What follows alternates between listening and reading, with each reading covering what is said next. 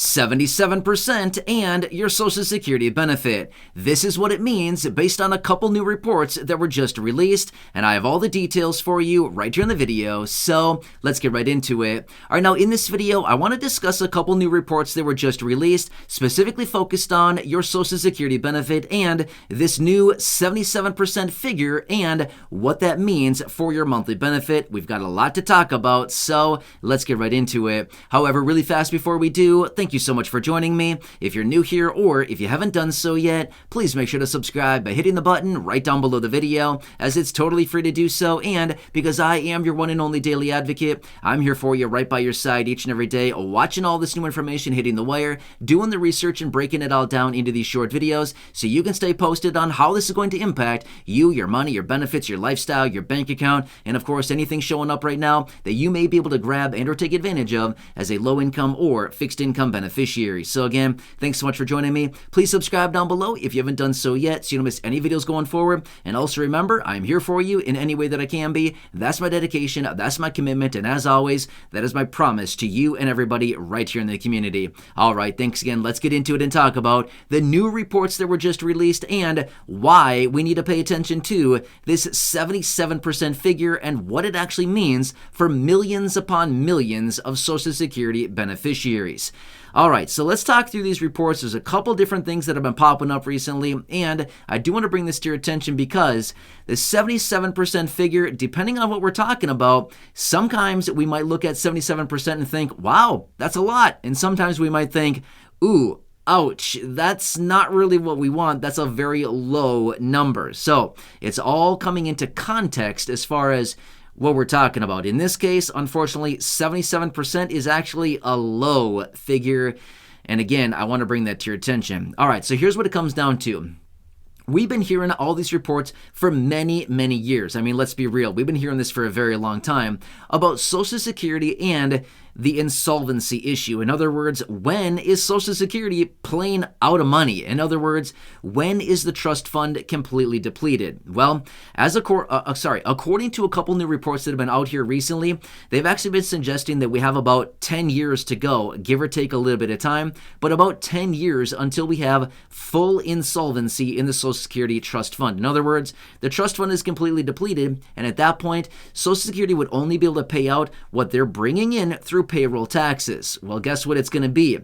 77%. Yep, you're right. 77% is exactly what they are figuring as of right now, which, by the way, that would be a 23% reduction to monthly benefits. Again, ouch, that would not be a good situation. However, let me tell you the details behind this and qualify this with these reports that are coming out. So here's what it comes down to.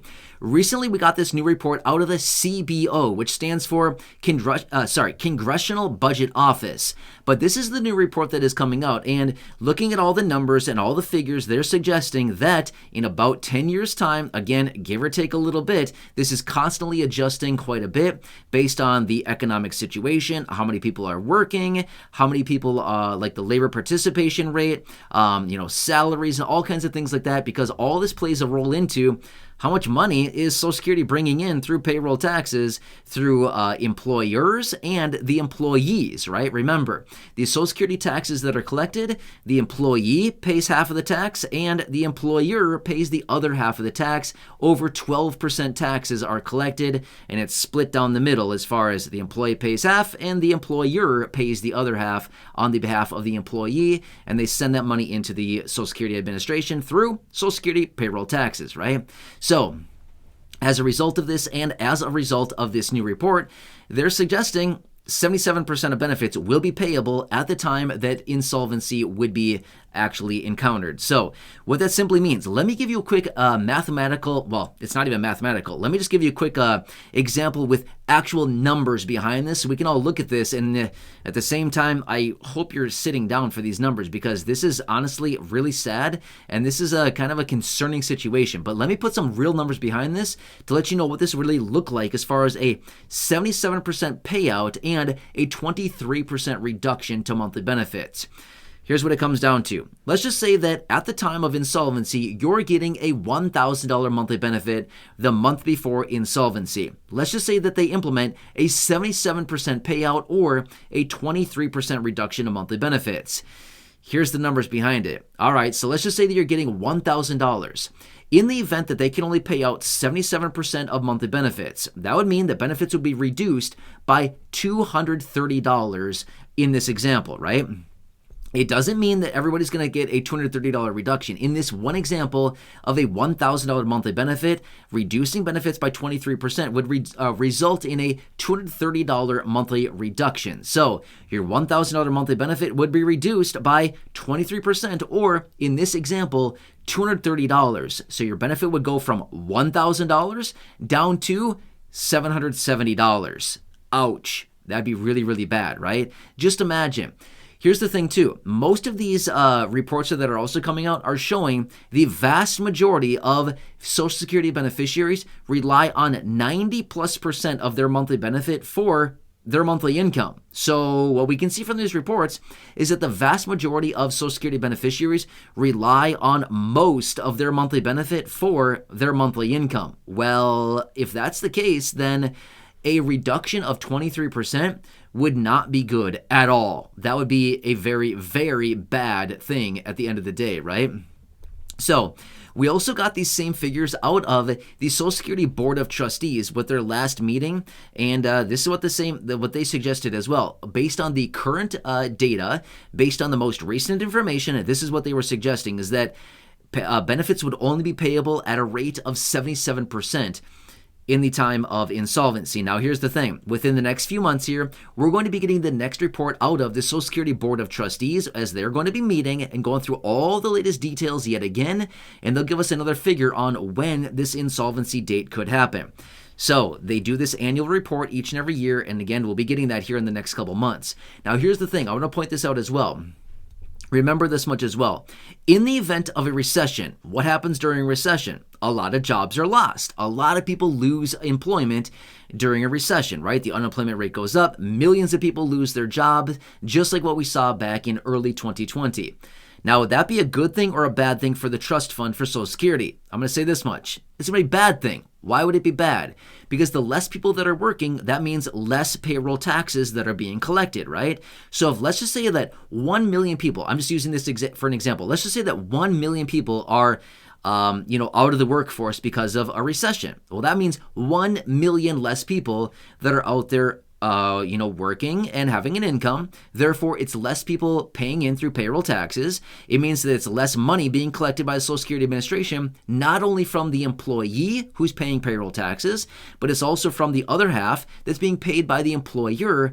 All of that extra payroll taxes that should be going into the Social Security Trust Fund or to Social Security so they can pay out monthly benefits, it'd be less money going in, right?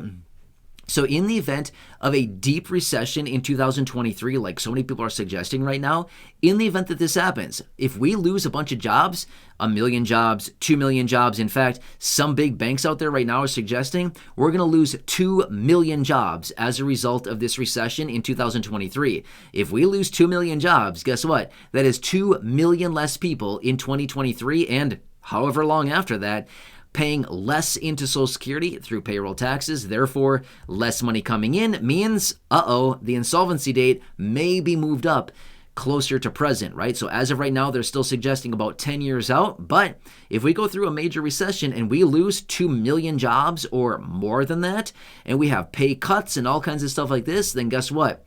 Less money coming in, and that insolvency date may be moved up from 10 years to maybe 9 years, maybe 8.5 years, maybe 8 2/3 years. I don't really know. But again, this is something that's popping up right now, and these reports are now suggesting that this is what's happening, and this is what they're pointing to. So again, we need to continue watching the Social Security Board of Trustees and their meeting here within the next few months to give us an idea of how much of Social Security benefits will be payable at the time of insolvency. But really what it comes down to is Congress. Congress needs to act, as Congress is the one who has the ability, they have the authority, they have essentially the whatever it takes to get this done. It's all in the basically, the ball is in the court of Congress. I don't know how else to say it. It all comes down to Congress. That's really what it comes down to, because they are the ones who have the ability to do this. Now, they have a bunch of different provisions that are on the table right now, a bunch of different pieces of legislation to change Social Security, to raise benefits, as well as raise taxes, push out the maximal taxable earnings, as well as a variety of other things, including raising the full retirement age, eliminating benefits prior to the age of 66, all kinds of different things that they're doing.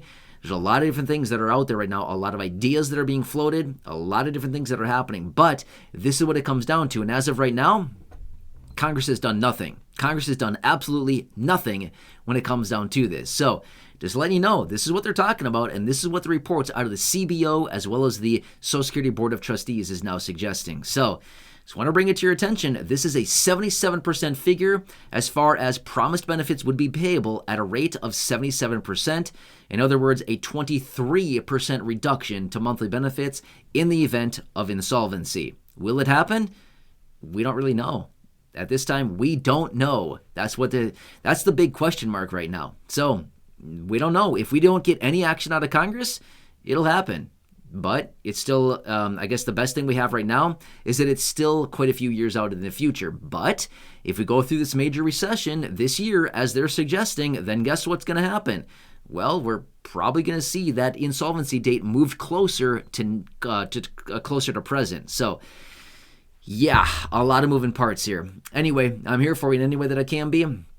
I want to keep you updated. These are a few reports that I've seen hitting the wire recently, and I want to bring it to your attention here in this video. So again, hope this one helps you. Leave your comments, your questions, and your feedback down below. Again, please make sure to subscribe down below if you haven't done so yet. It's totally free to do so. Share this video with your friends, family, social media, and go back and check out any of the other thousands upon thousands of videos here on the channel. Until next time, enjoy your day, have a good one, and I'll catch you again later in the next video.